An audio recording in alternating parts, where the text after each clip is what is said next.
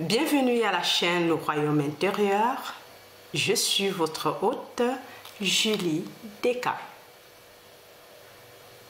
Aujourd'hui, je me retourne encore toujours très émerveillée vers Neville Goddard pour vous présenter un de ses enseignements, un de mes favoris, qu'il avait donné le 19 juillet 1968, intitulé « Vivre à la fin ».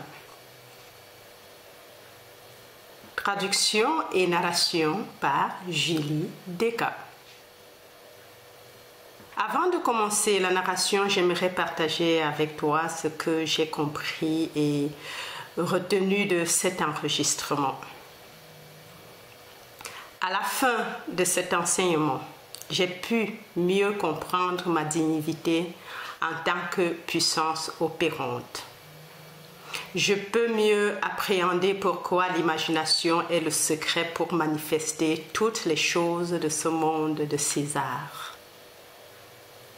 J'ai compris également que la croyance et l'acceptation de l'existence subjective de quelque chose, bien ou mauvaise, entraînera indubitablement son objectivation dans ce monde de César. Crois seulement et tu verras la gloire de Dieu, il est écrit. Voilà comment je comprends vivre à la fin.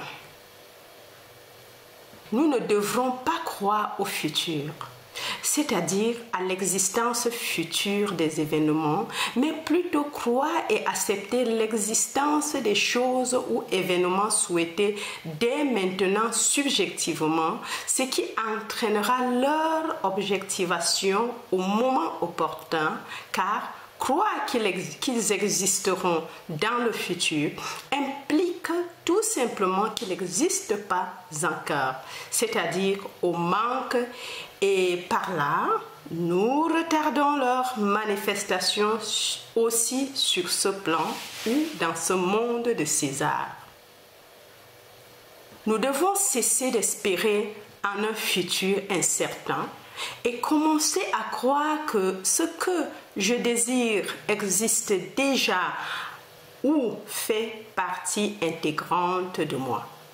En d'autres termes, je dois d'abord être ce que je désire et ensuite un pont d'incident se manifestera pour sa réalisation. C'est cela, vivre à la fin, croire le futur dans. Croire à la fin des choses sans tenir compte des événements et de comment ils vont se réaliser. Tout simplement, si tu désires quelque chose, crois que cette chose existe maintenant déjà et tu commences à... Qu'est-ce que tu ferais si elles étaient là? Commence à vivre comme si tu les avais déjà. Ne tiens pas compte de comment ils vont arriver. Tu fais du futur maintenant sans tenir compte du comment. Tu vois seulement la fin, ce que tu veux et l'événement qui impliquerait sa réalisation. C'est tout, pas plus. Et tu restes tranquille et tu verras. Teste, dit Neville. Tester. Si tu doutes, teste tout simplement. C'est aussi le secret du succès. L'acceptation tout simplement de Dieu comme l'unique géniteur, l'unique cause, l'unique réalité. Et toi, en tant que descendant direct de Dieu, sans intermédiaire, te libérera de la croyance en la malédiction générationnelle de l'arbre généalogique. Et moi qui le lis aujourd'hui, j'en suis complètement et totalement libérée, guérie, restaurée.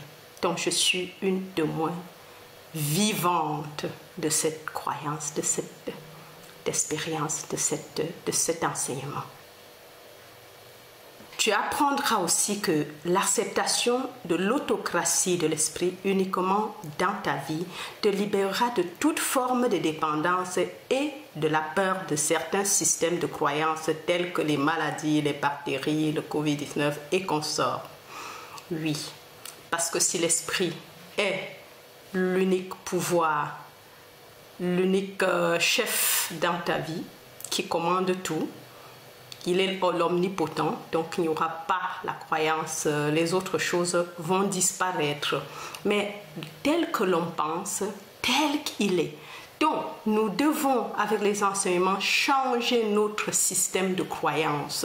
Et le changement de nos systèmes de croyance est aussi un changement de vie. Remontons tout simplement en conscience. C'est le secret de la vie. Là où il n'y a pas de maladie, là où il n'y a pas de limite, là où il n'y a pas d'ombre de variation. Oui, c'est ça ce que j'ai compris. Et je te laisse le soin de faire ta propre opinion là-dessus. Je dois dire, cette première partie, j'ai connu beaucoup de difficultés en enregistrant, faisant la narration de ce message. Il y a une partie qui était qui avait disparu. Je ne sais pas comment. D'abord, j'ai commencé, j'ai fait toute la narration et je me suis rendu compte que rien n'était enregistré, d'abord. Et ensuite, quand j'ai repris, il y a toute une partie qui n'était pas là. Et c'est celle-là, je me suis rendu compte quand je l'ai écoutée et je l'avais déjà publiée. Donc, voici la première partie, en fait, le début du message qui a été publié. J'arrangerai ça en une seule cassette. Donc, sur un seul, je vais mélanger les deux plus tard. Alors, voilà. Et je commence. Vivre à la fin. J'ose dire que tout le monde ici dirait oui à la déclaration de l'Écriture. Avec Dieu, tout est possible. Marc 10, 27. Je pense que tu ne serais pas ici si tu ne croyais pas en Dieu et en ce Dieu pour qui tout est possible. Mais peut-être nous arrêtons-nous là et nous séparons l'homme de Dieu. Et mon but est de te montrer que nous ne sommes pas deux, que nous sommes un. Que Dieu est réellement devenu l'homme pour que l'homme puisse devenir Dieu.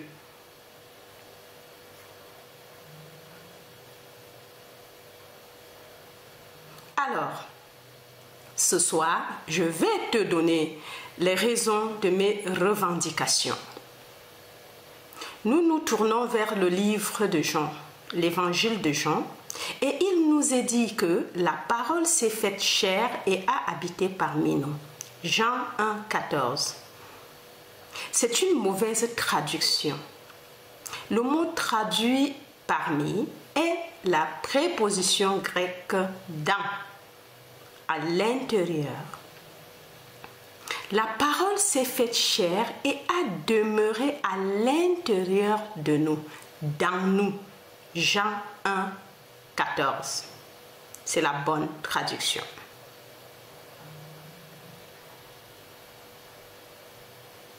Jean a utilisé le pluriel « nous » pour désigner la nature dont nous sommes constitués, à savoir que la parole de Dieu, qui est définie dans l'Écriture comme la puissance créatrice de Dieu et la sagesse de Dieu, n'a pas pris sur elle une seule personne parmi les hommes, car alors cette personne aurait avancé et pas plus.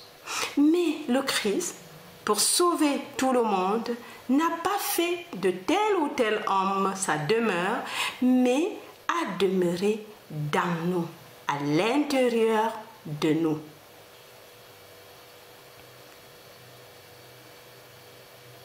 Cette parole créatrice qui a créé l'univers et qui le soutient demeure dans nous. Par conséquent, avec Dieu, toutes choses sont possibles. Marc 10, 27.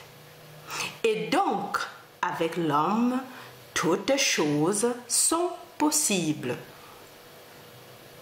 Ainsi, il le déclare dans un livre, Matthieu, avec Dieu, tout est possible. Mais dans Marc, il le déclare, tout est possible pour celui, c'est-à-dire l'homme ou la femme qui croit. L'homme ou la femme peut-il croire?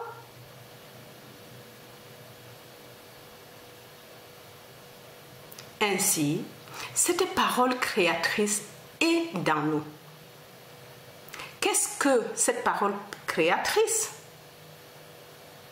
C'est ta parole merveilleuse, imagination humaine. C'est le Christ dans l'homme ou la femme. L'homme ou la femme est toute imagination et Dieu est l'homme ou la femme et il existe en nous et nous dans lui. Le corps éternel de l'homme ou de la femme est l'imagination et c'est le Christ lui-même, le corps divin, Jésus. Et nous sommes ses membres.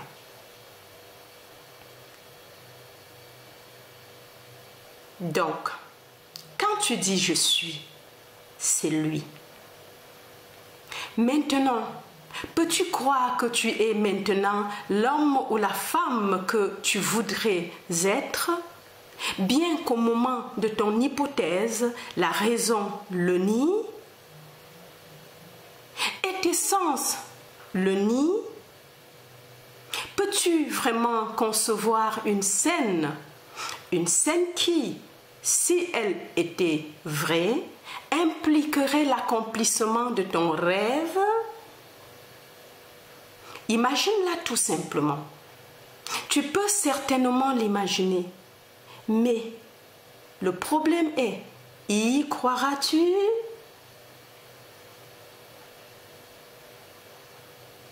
Croiras-tu à la réalité de la chose imaginée?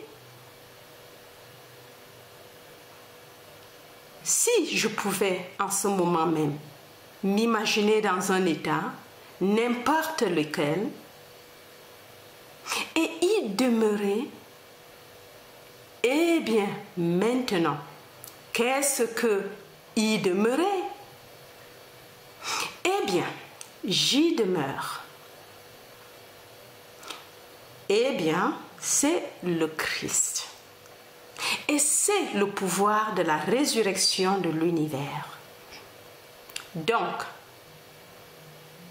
si je reste dans un état, je le ressusciterai et l'objectiverai dans mon monde.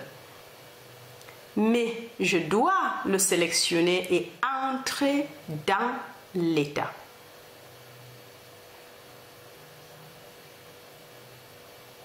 Si le spectateur pouvait entrer dans l'un de ces états dans son imagination, en s'approchant de l'état sur le char ardent de sa pensée contemplative, que se serait-il si c'était vrai? Comment me sentirais-je si j'étais maintenant l'homme que je voudrais être? Comment saurais-je que je pourrais le devenir? Eh bien, tout d'abord, comme je suppose que je le suis, laisse-moi penser à mes amis, ceux qui se réjouiraient vraiment avec moi si c'était vrai. Laisse-moi imaginer que je les vois dans les yeux de mon esprit. Comment me voit-il? Si ce que je suppose est vrai, il devrait me voir comme je me vois moi-même. Et s'ils sont amis, ils devraient se réjouir avec moi. Ainsi, je suppose maintenant que je vois sur le visage d'un ami ce qui, si je le voyais, impliquerait qu'il voit en moi ce que je suppose être. Cela fonctionnera-t-il? Essaye-le. Je te le dis, d'après mon expérience personnelle, ça fonctionne.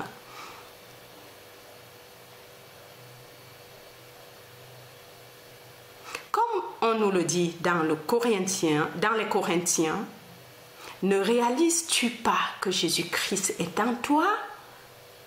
À moins, bien sûr, que tu ne réussisses pas à passer le test. À moins, bien sûr, que tu ne réussisses pas à passer le test. 2 Corinthiens 13:5, traduction de Moffat. Maintenant, nous sommes mis au défi. Il dit, viens, éprouve-toi et vois. 2 Corinthiens 13:5. C'est ainsi que je me teste. Si le Christ est en moi et que tout est possible au Christ, alors je dois découvrir qui il est. Eh bien, je l'ai trouvé comme ma propre merveilleuse imagination humaine et parce qu'il demeure pas seulement en moi, il demeure en nous. Tout est possible à chacun dans le monde. Et donc, c'est en lui, disant qui est le Christ, que tu aides le mieux l'homme ou la femme. Tu pourrais lui donner toutes les choses du monde dont il a besoin. Il reviendra demain pour en avoir plus, à moins qu'il ne sache qui est le Christ.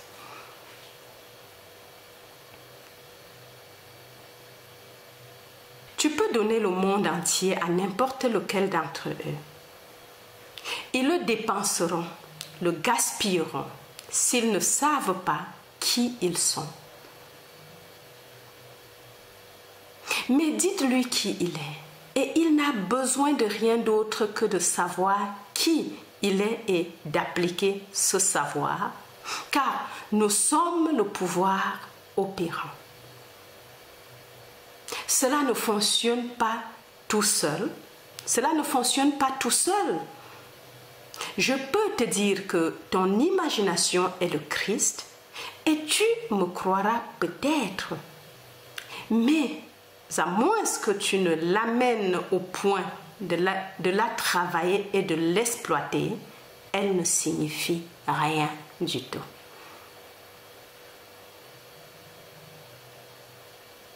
Eh bien, si cette nuit, j'y crois vraiment, je ne laisserai pas le soleil se coucher dans mon sommeil, à moins que je ne me sente en plein dans la situation du souhait réalisé.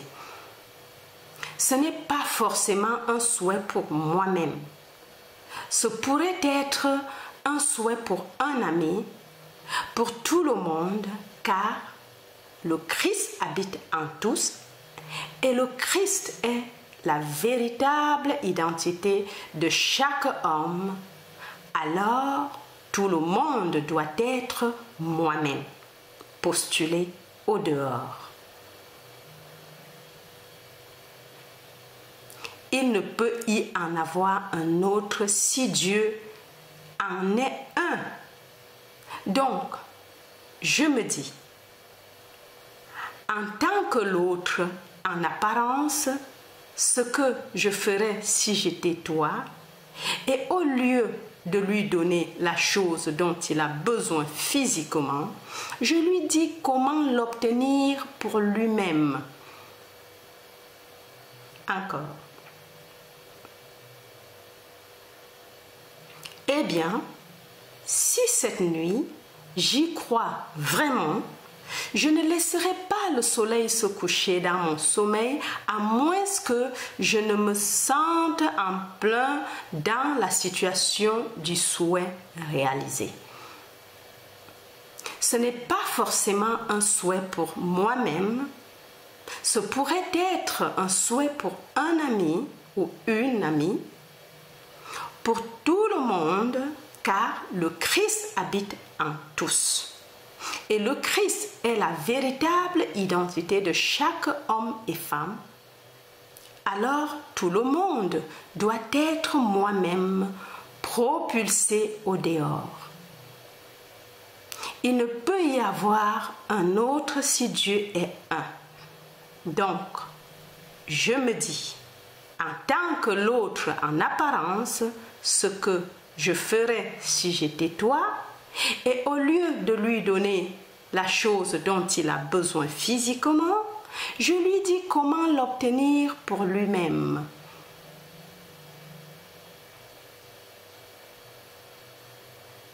Que ressentirais-tu si tu étais maintenant l'homme ou la femme que tu veux être? Comment verrais-tu le monde si les choses étaient comme tu le souhaites?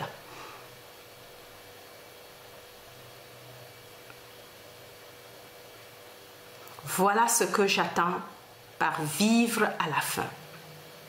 Robert Frost, juste l'année précédant son départ de cette sphère, a écrit cette histoire pour le magazine Vie. Et il a dit: les pères fondateurs ne croyaient pas en l'avenir. Quel choc qu'ils ne croyaient pas en l'avenir. Ils y croyaient en avance. Il a dit: nous imaginons toujours en avance sur nos évidences. Et la chose la plus créative chez l'homme est de croire une chose subjectivement avant son apparition objective.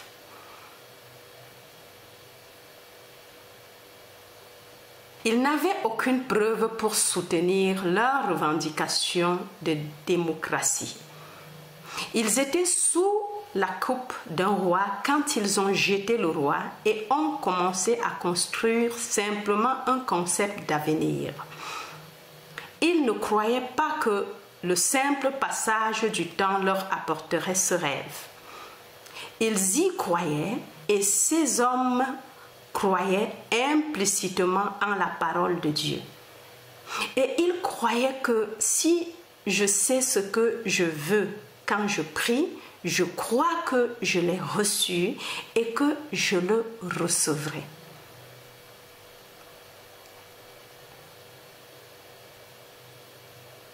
Eh bien, si ce précepte est vrai, littéralement vrai, pour être accepté et accompli littéralement, eh bien, alors, qu'est-ce que je fais?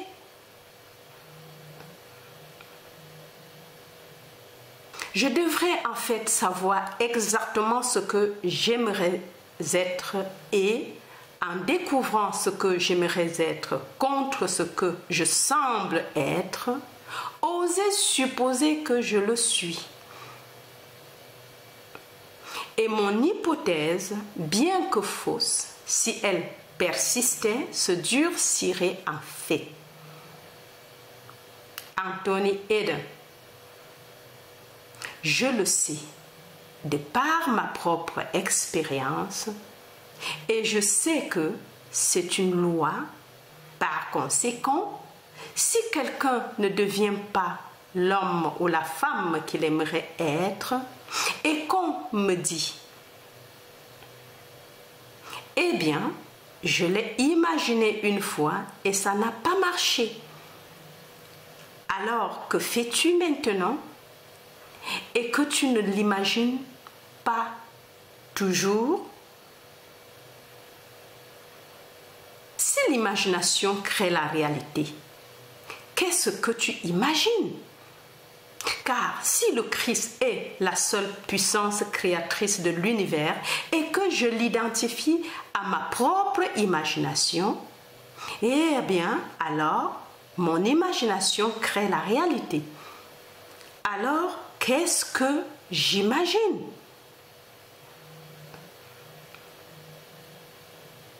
Prends le journal du matin et je suis nourrie de tout ce dont je ne devrais pas me régaler.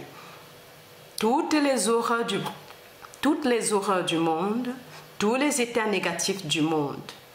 Après l'avoir lu pendant 1 heure, alors je dois soit régurgiter, soit, d'une manière étrange, le gommer parce que je ne peux pas passer par la vie en me nourrissant de telles absurdités.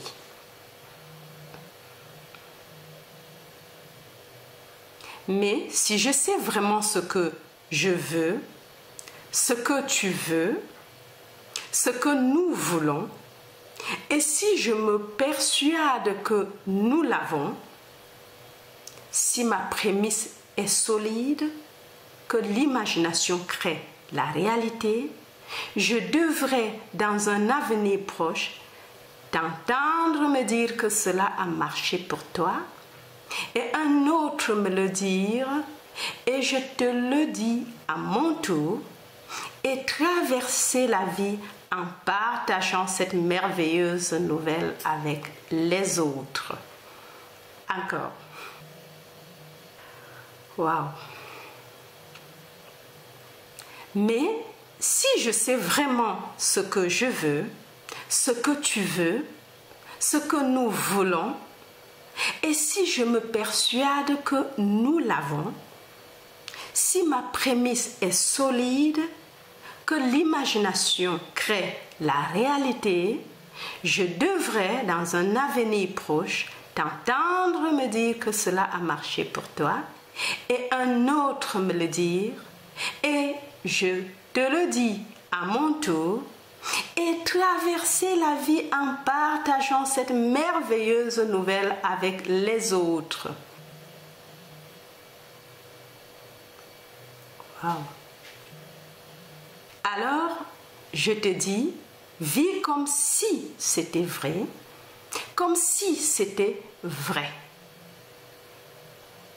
Ce passage de Shakespeare, on nous a enseigné depuis l'état primitif que celui qui est a été souhaité jusqu'à ce qu'il le soit. Nous le retrouvons ici chez César. Celui qui est a été souhaité jusqu'à ce qu'il soit. Jules César par V.M. Shakespeare.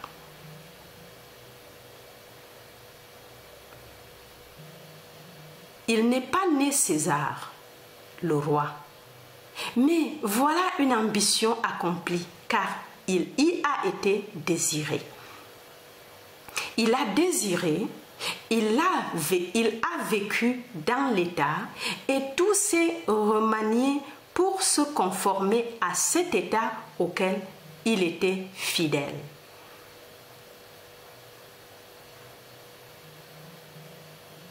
Je le vois dans mon entourage immédiat. Ceux dont on ne pense même pas un instant qu'ils deviendront importants, mais qui désirent l'être.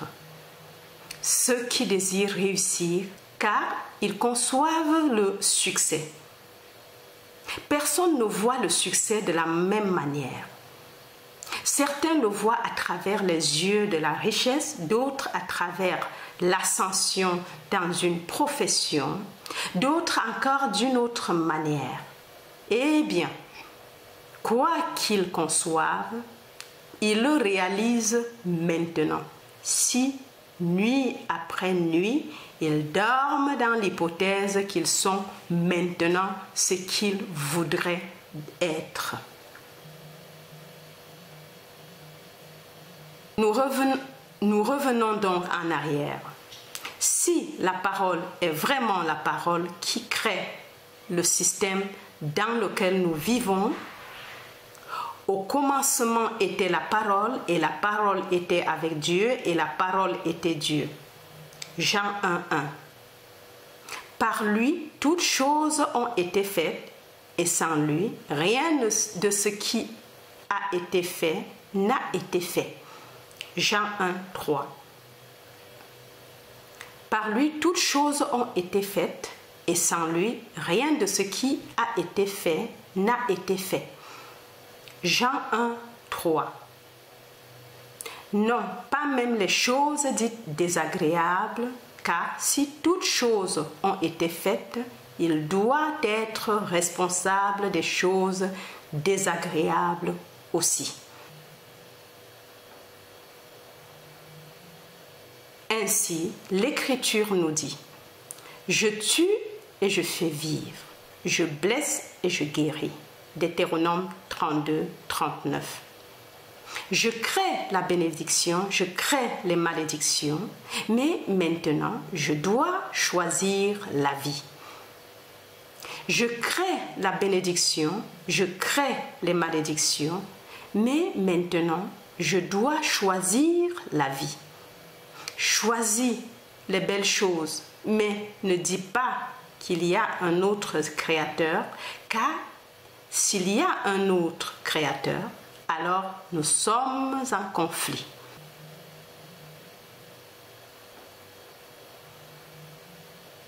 Ainsi, ma propre imagination peut conjurer les choses malheureuses si je m'y attarde, ou les belles choses, mais il ne peut y avoir de Dieu.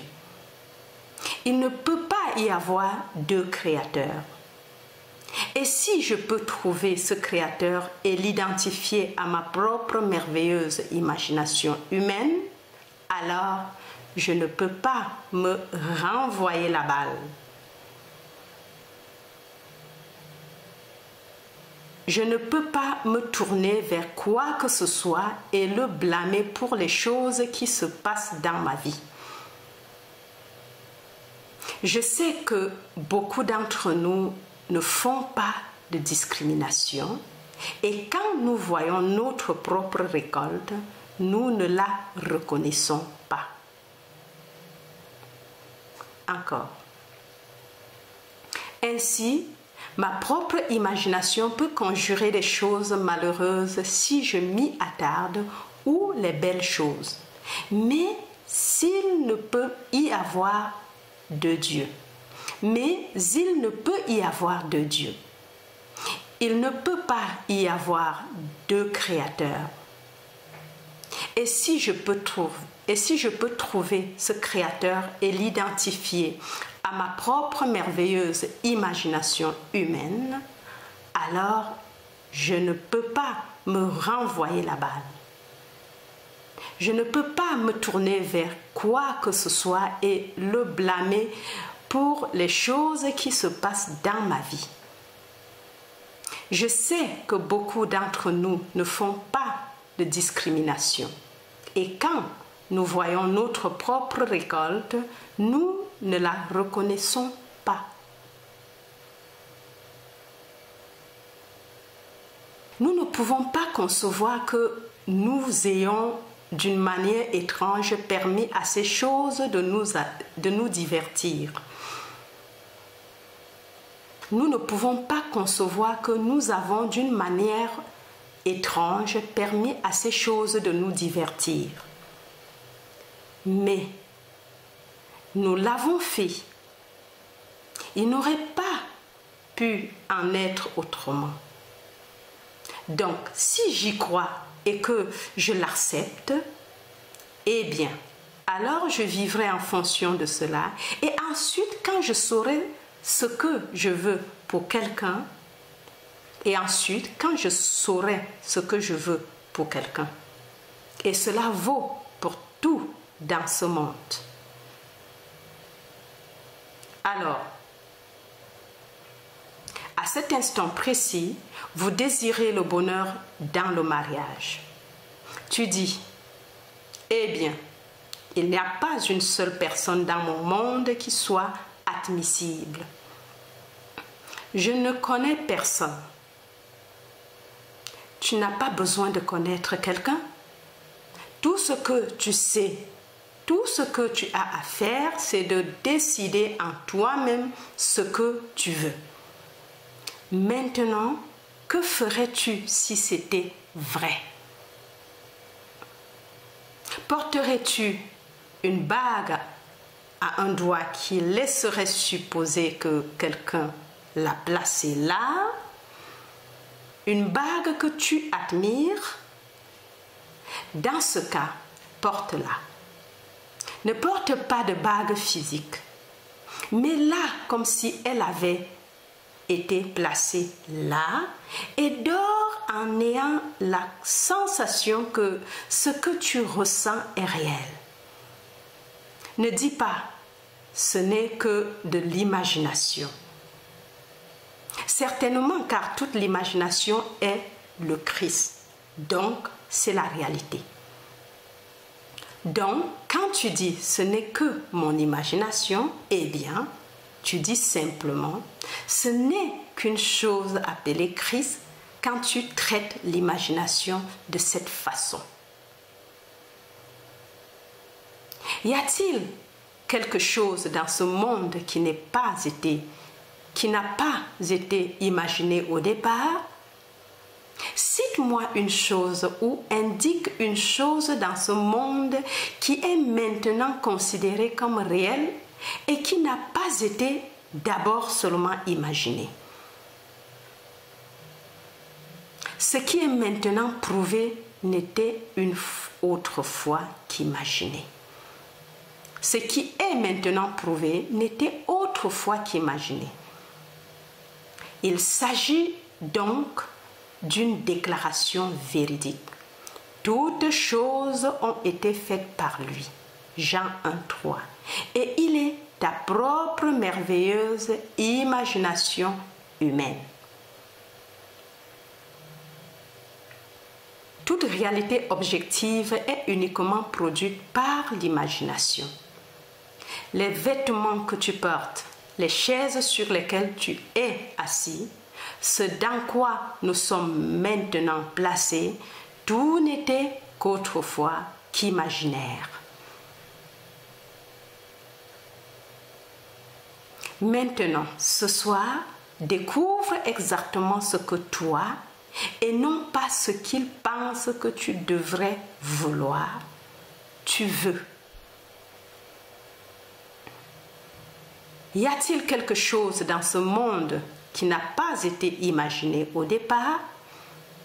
Cite-moi une chose ou indique une chose dans ce monde qui est maintenant considérée comme réelle et qui n'a pas été d'abord seulement imaginée. Ce qui est maintenant prouvé n'était autrefois qu'imaginé. Il s'agit donc d'une déclaration véridique. Toutes choses ont été faites par lui. Jean 1,3. Et il est ta propre merveilleuse imagination humaine. Toute réalité objective est uniquement produite par l'imagination. Les vêtements que tu portes, les chaises sur lesquelles tu es assis, ce dans quoi nous sommes maintenant placés, tout n'était qu'autrefois qu'imaginaire. Maintenant, ce soir, découvre exactement ce que toi, et non pas ce qu'il pense que tu devrais vouloir. Ce que tu veux. Ne demande la permission à personne. Tu n'as besoin de la permission de personne. Tu n'as besoin que de ta propre décision. Qu'est-ce que tu veux? Que se passerait-il si c'était vrai? Saisis l'humeur et essaye de donner à cette humeur toute la vivacité sensorielle de la réalité, tous les tons de la réalité, et puis dors comme si c'était vrai. Et puis, attends l'inévitable. L'inévitable, c'est que tu vas le ressusciter et l'objectiver sur l'écran de l'espace, et alors le monde l'appellera réel, et il se peut qu'il ne te croie pas. Cela n'a pas vraiment d'importance. Si tu leur dis que c'est arrivé parce que tu l'as simplement imaginé, non. Ils vont pointer du doigt la série d'événements qui y ont mené et ils donneront du crédit au pont d'incident à travers lequel tu as marché vers l'accomplissement de cet état, et ils pointeront du doigt une chose physique qui en était la cause. Non, La cause est invisible, la cause est Dieu, et Dieu est invisible aux yeux des mortels. Encore. L'inévitable, c'est que tu vas le ressusciter et l'objectiver sur l'écran de l'espace, et alors le monde l'appellerait réel, et il se peut qu'il ne te croie pas. Cela n'a pas vraiment d'importance. Si tu leur dis que c'est arrivé parce que tu l'as simplement imaginé, non, ils vont pointer du doigt la série d'événements qui y ont mené et ils donneront du crédit au pont d'incident à travers lequel tu as marché vers l'accomplissement de cet état, et ils pointeront du doigt une chose physique qui en était la cause. Non, la cause est invisible car la cause est Dieu et Dieu est invisible aux yeux des mortels. Qui sait ce que tu imagines? Personne ne le sait. Peux-tu? Mais tu peux t'asseoir et imaginer et personne ne peut t'empêcher de le faire. Mais peux-tu donner une réalité à l'état imaginé? Si tu le fais, oui, un pont d'incidents apparaîtra dans ton monde et tu traverseras une série d'événements menant à l'accomplissement de l'état imaginaire. Mais n'attribue aucune cause aux étapes physiques que tu as franchies pour son accomplissement. Waouh, waouh, waouh! Merci pour m'avoir écouté jusqu'à la fin. Merci également pour ton abonnement, ton like et ton commentaire constructif qui sont très encourageants. Et si tu n'es pas encore abonné, pense également à le faire dès maintenant et le faisant, n'oublie pas d'activer la cloche afin de ne rater aucune de mes futures publications. Merci également de partager tes expériences avec le message afin d'encourager et de fortifier les autres. Enfin, n'oublie pas de partager l'enseignement avec les autres personnes que tu aimerais bien voir grandir spirituellement. Au revoir et à la prochaine. Bye bye.